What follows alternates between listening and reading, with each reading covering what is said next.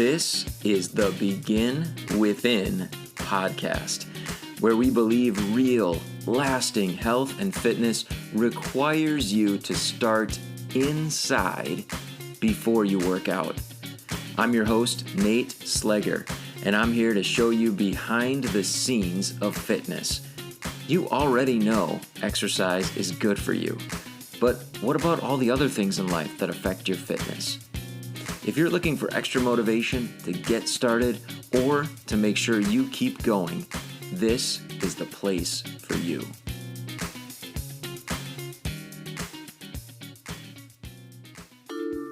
Produced by BeginWithin.fit. If you are working on getting healthier, losing weight, improving your fitness, whatever it is, but you have this feeling that you should be getting better results, you're just not sure what you might be doing wrong. Well, I want to tell you, you are not alone. And that is the very reason why I wrote my latest book, 5 Ways You're Wrecking Your Weight Loss, so that you can take a look at 5 of the most common reasons I see that people aren't getting the results that they deserve for all their hard work. Just 5 really quick fixes that can get you headed toward the results that you want. Check it out. You can download it by going to beginwithin.fit, clicking on the ebook button, or clicking on the link in the show notes. Check out my book. Let me know what you think. My guest today is Chandler Walker, and he's going to share with us a framework that he uses to help his clients in order to make improvements in, well, everything. So listen closely. We're going to talk a lot about the mental aspect. You know that I love a good conversation about the psychological side of making personal improvement. We're going to talk quite a bit about that. And we're also, I want you to listen very closely when he shares an exercise that he encourages his clients to go through as they analyze their priorities in life. This is a big one. This is a huge one. And I think coaches all over, different coaches, we use similar types of exercises, but this one's awesome. You're going to really appreciate it. And I'm going to leave you with this as an assignment. So listen closely when we come to that little exercise on priorities, because I promise you it's going to be a big one. Here is my interview with Chandler Walker. My mom had bipolar disorder, and Okay. so I kind of dealt with the ups and downs, but that led me to like a med school pathway. And that's really, I kind of recognized on that pathway though, that medicine isn't really about, well, in the Western world, isn't really about care. It's sick care. So if you're sick, go see the doctor. But we're not going to do anything other than provide pills, which it's not the doctors, it's the system. There's no ability to follow through. If I tell you to eat an apple, you're going to sue me because it didn't help you. Or if I tell you your belly button's located over here, I'm going to get sued. So I just have to follow the book, give the pills, and get people out. And so that's kind of what led me to break off from that and move into the fitness world and really move into what we had with the 6 pillars. I realized I could like help people in a more holistic way and actually create long-lasting results. Gotcha. And what do you call the pillars again? What's the title? Yeah, the program is called the Brain Code Rewire. We'll help you Okay. rewire your brain code to stop fighting whatever it is that your problem is, whether it's stop fighting cravings, stop fighting your inner demons, stop fighting depression and anxiety, and we'll help you get to the next place in your life. Yeah. Wow, I like that. Brain Code Rewire. Yeah, it rolls off the tongue. And people are always like, with the Brain Code Rewire, that's cool. Yeah. And that was something that was important to me with that too, because like everybody talks about mindset, but nobody really cares about mindset because it's a commodity. So I wanted to create something that was just different, that sounded different, that just seemed like it wasn't the same thing that everybody else was doing. And that's what we created out of our pillars in our program. Nice. Do you mind kind of walking through the pillars in the program for us? Just what each of them are and I mean, just a little bit about them, like how someone maybe gets started in that area or what type of results that you guys deliver in those areas. Just kind of for one sure. pillar at a time. Good question. So, first pillar, and these go in order of importance, at least in my Okay. opinion. Okay. So, the first one that I look at is mental health, because if you're broken mentally, if you're broken internally, nothing else is going to matter. And you're just going to Mm, continuously just not feel right. You're going to feel down. You're going to feel out of energy. You're just going to feel horrible. And we can't fix anything if we don't work on mental health first.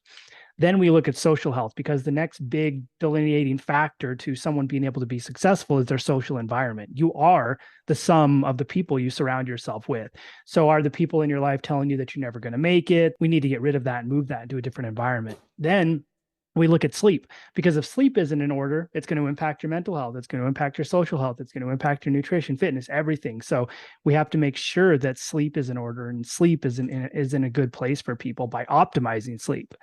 Then the next thing we look at is nutrition. And the reason nutrition is so far down the line is because if your mental health isn't in order, you're going to overeat. If your mental health isn't in order, your nutrition is just going to fall off the way, because you're going to find the easy way out. hmm Same thing with sleep. If your sleep isn't optimized, you're going to release hormones that tell your body to eat more, and so you're never going to lose weight, and your nutrition is never going to be optimized. So that's why sleep is this far down the line. But we look at sleep from a perspective of what's going to fit into your lifestyle, or I mean nutrition from the perspective of what's going to fit in your lifestyle, and how can we match what you're currently doing with the foods that you have access to.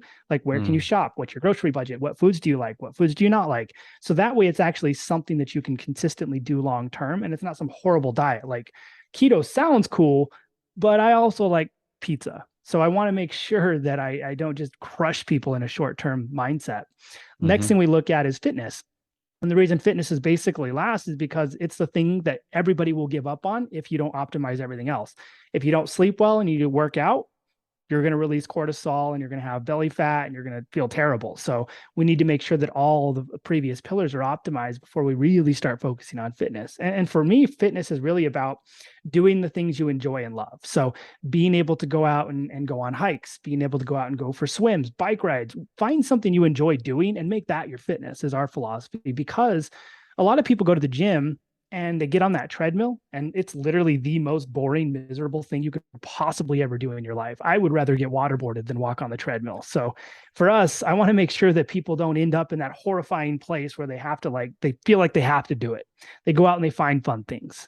Then the last pillar we actually added recently that really isn't in order yet is wealth. And the reason we added that is because the average person lives paycheck to paycheck. And interestingly enough, I think this statistic was like 70% of Americans or something live paycheck to paycheck. And 30% of those Americans make 200K a year or more. So it's not about how much you make, it's about how much debt people are putting themselves into. And so with our wealth pillar, our focus is really helping people optimize their financial stability, optimize their ability to remove and adjust where they're currently at financially, and just make sure that stressor goes away, because that ends up being one of the biggest stressors you could possibly go through in life. And so hmm those are the pillars in a nutshell. Wow. It sounds like everything.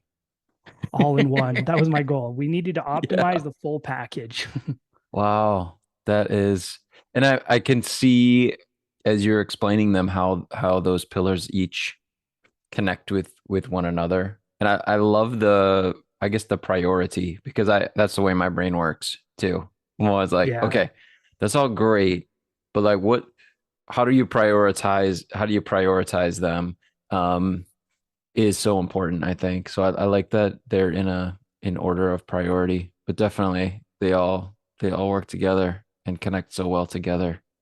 Um, what do you mind me asking about, the type of results or the transformations that someone can expect with your Yeah, with for your sure. program? Like, Good, good yeah, go ahead. question. Yeah. So basically, what we see with people is, for example, a lot of people will come to us for weight loss. But as we start optimizing the pillars, they'll realize that the only reason they're looking at weight loss is because that's what they thought they needed to do. Then they recognize that it was more about being happy with who they are. And so maybe weight loss happens as a byproduct, but we are able to optimize that mental health side of things, and that's the sleep side of things. And all of a sudden they realize that they were just doing this because they thought it was what they needed to do. And so they start focusing on the other side of things. And I had one person specifically who came in for weight loss, and she came to me about 3 weeks later and asked me, she said, do you think it's okay if I just stop making the goal losing weight? And so I asked her, I was like, yeah, of course.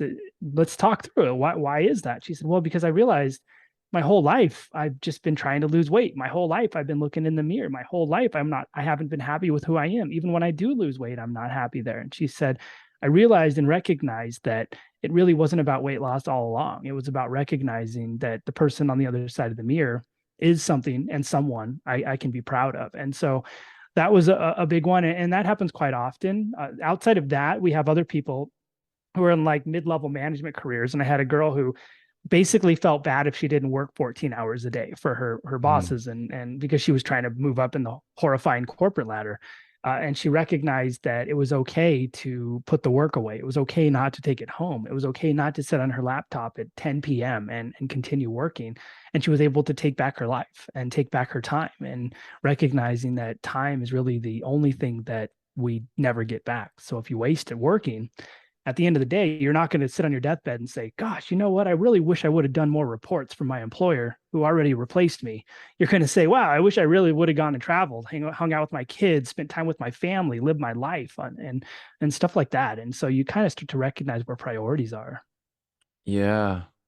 As I'm listening, I just had I guess a moment where with the priority being on mental health first, uh, how when that's really fully taken care of, some of those other things become a lot easier, I would imagine, right? Like you have a better relationship with yourself. Well, now fitness and even how you view money and things like that kind of it becomes less of a struggle and a little bit easier way to improve in those areas. Is that true? Do you find that to be the case? Yeah, absolutely. You start optimizing one, and all of a sudden, everything else starts optimizing, and it becomes like a snowball impact. You start optimizing your mental health, and everything else starts getting better. The next piece, everything else starts getting better until all of a sudden you've sort of optimized yourself, and you mold yourself into exactly what you need to be, not what we tell you need to be, not what the magazine says you need to be, not what society says you need to be, but what you recognize is really important for you. And one of Hmm. the exercises we do to help people recognize some of these priorities is we have them rate on a scale of 1 to 10 what is important to you in life. And they'll rate like they'll like what rate family, they'll rate business, they'll rate spirituality, just all these different things.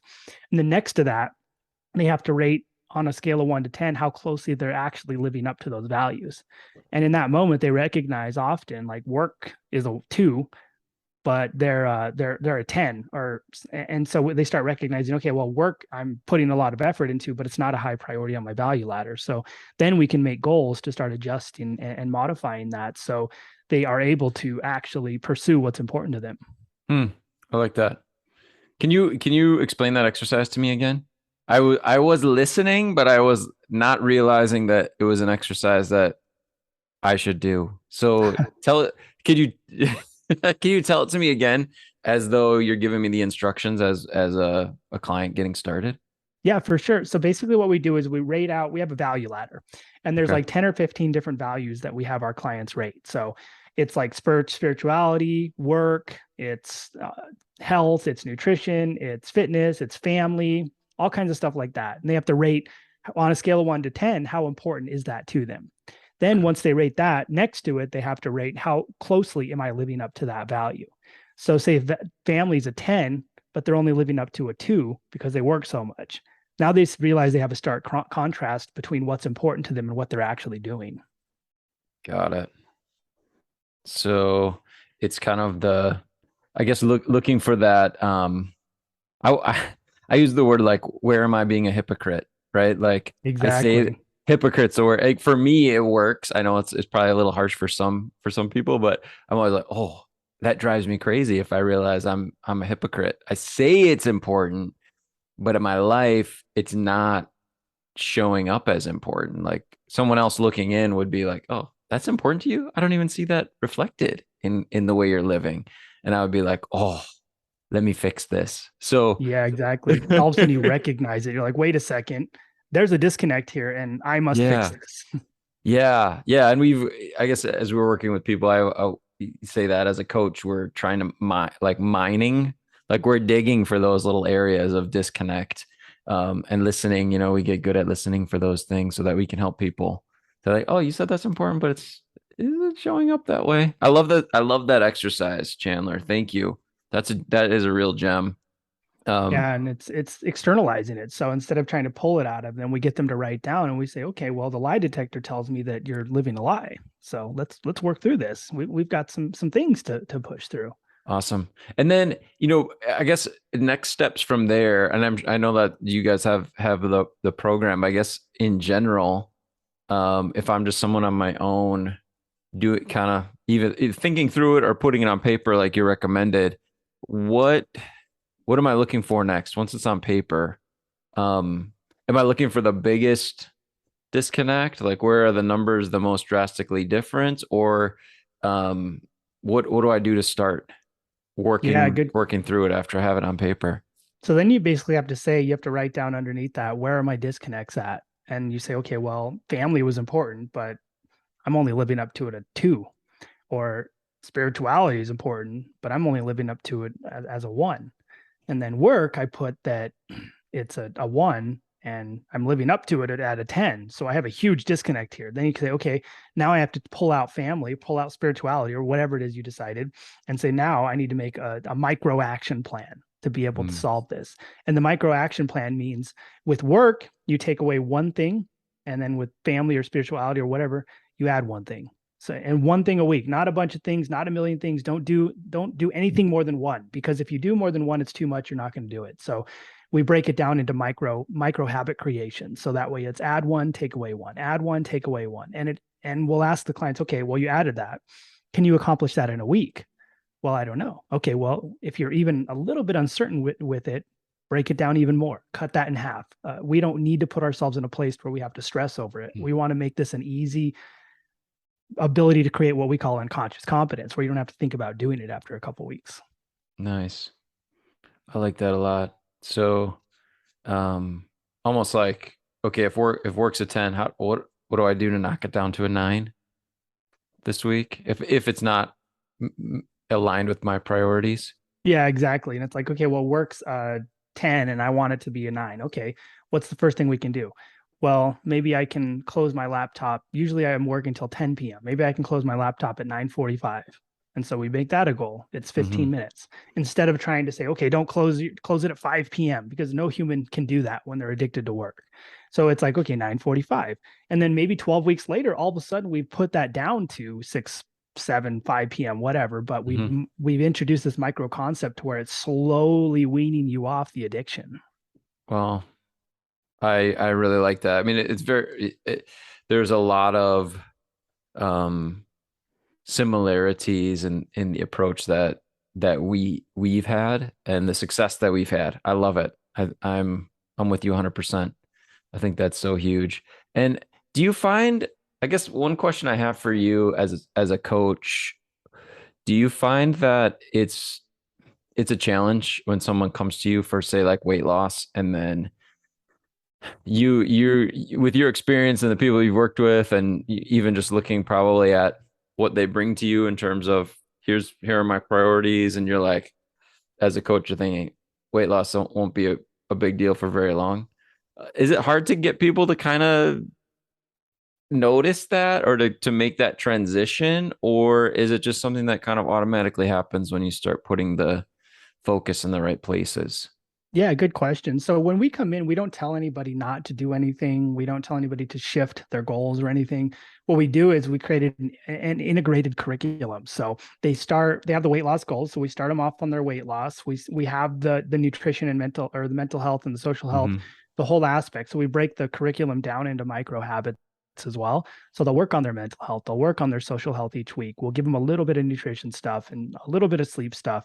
So that way, instead of like mental health only being done first, they're able to adopt these micro habits and really create radical change in all 6 pillars within like a 3-month time period.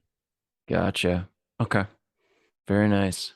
And is 3 months kind of the time where people can really start to expect to see some really good results, or does it Yeah, vary? typically for us, we like to see about 3 months working with us, and then after that, I tell people my goal is to make sure that you don't have to work with anybody ever again. Like most programs and coaches want you to pay them for the rest of your life because it's a sticky offer. Mm, But for me, what happens is we try to get them away from us after 3 months.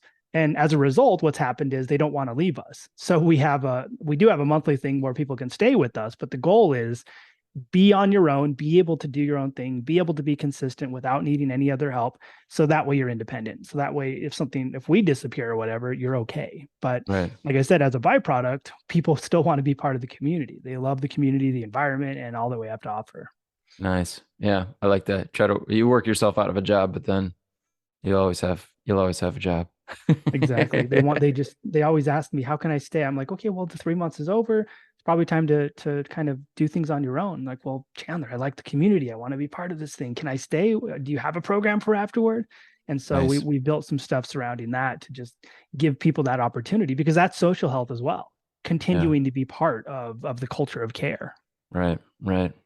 Awesome. What's the best way for people to connect with you, Chandler? I'm sure there'll be people listening. They're like, I got to find out more about this program. Where do they go?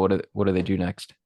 Yeah, for sure. So if you just want to connect with me and kind of see my lifestyle and the thoughts I have and all of that, you can go to Instagram.com/Chandler_SAF and follow me on Instagram. My profile picture, I think, is myself and my daughter. I have a jujitsu gi on, just got my brown belt, and she's up there with me. So obviously, family's a big priority for me.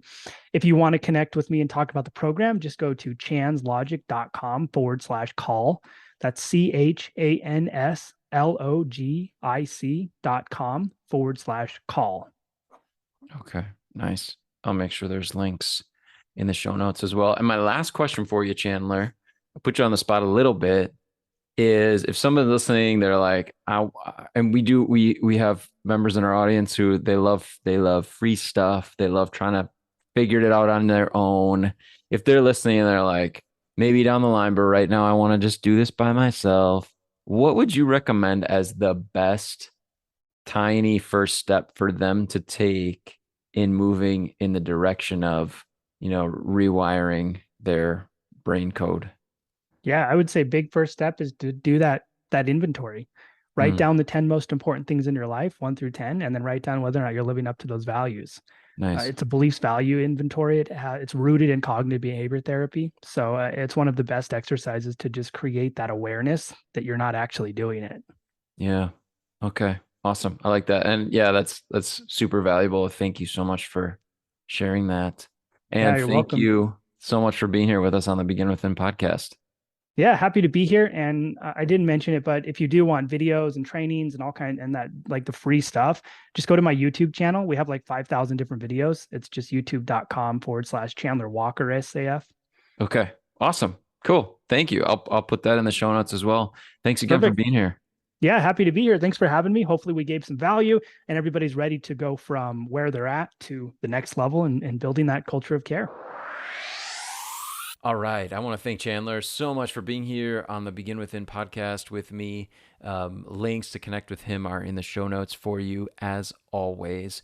Now, I want to talk about your homework. I told you before the interview that you were going to hear about an exercise and I was going to leave it with you for homework. So maybe you got started on it already. If you're in a situation as you listened, that you could go through that little exercise. But I want to invite you to go back to it and make sure that you follow through on it. It can be such a valuable exercise, valuable process to quantify things and start looking at how we rated them, how we scaled the way that they're showing up in our lives. So once again, here's the exercise. Just briefly, I want you to take a look at the top 10 priorities in your life, right? Just take 10 of them. If there aren't 10, that's okay. Just take a look at the very top priorities, the aspects of your life that you put time and energy and attention into on a regular basis, right? It could be different relationships. It might be your family as a whole. It might be faith. It might be work, of course, right? Pets, yard work. I don't know. There's all kinds of different priorities. And I'm sure as I'm sitting here, you're probably thinking about some that I'm really missing. That's okay. I would encourage you to list them out. List them out. And then just take a moment and put a 1 to 10 scaling next to them. How important is it in your life? How important is it really? Really to you, in your heart? How important is that priority? Top priority or very low priority? And then the next piece of the exercise is simply to honestly, objectively look at your life and answer the question on a scale of 1 to 10, how am I living up to this priority? How is this priority showing up in my life? This could be such a valuable exercise. And then, of course, you're just looking at data at that point. You're just looking at raw data. You're looking at numbers. Here's where I rated it on the priority list, but here's how it's honestly showing up in my life. And, of course, if there's a discrepancy, you get to choose. You get to choose if that discrepancy is worth giving attention to or not, right? If health and fitness, you say, man, that is a super high priority. That is like real high on my list. That's a 3, right?